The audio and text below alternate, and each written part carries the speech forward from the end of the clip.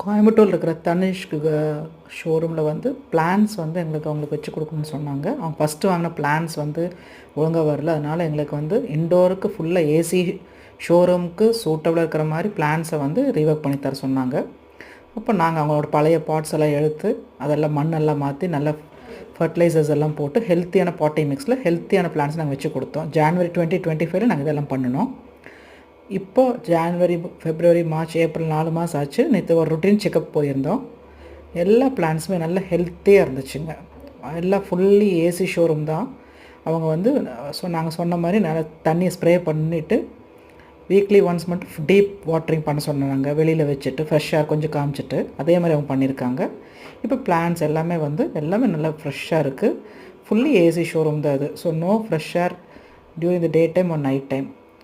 ஆனாலும் இந்த பிளான்ஸ் எல்லாமே வந்து இன்டோருக்கு சூட்டபிளாக இருக்கிறங்காட்டி நல்லா சர்வைவ் ஆகுது.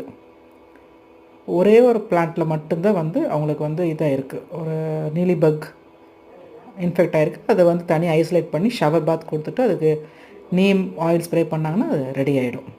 So very happy. நாங்கள் சொல்கிறபடி அவங்களும் மெயின்டைன் பண்ணுறாங்க. பிளான்ஸும் நல்லா ஹெல்த்தியாக ஃப்ரெஷ்ஷாக இருக்குது. உங்களுக்கு இந்த மாதிரி ஏதாச்சும் பண்ணணும் அப்படின்னா எங்களை காண்டாக்ட் பண்ணுங்கள்.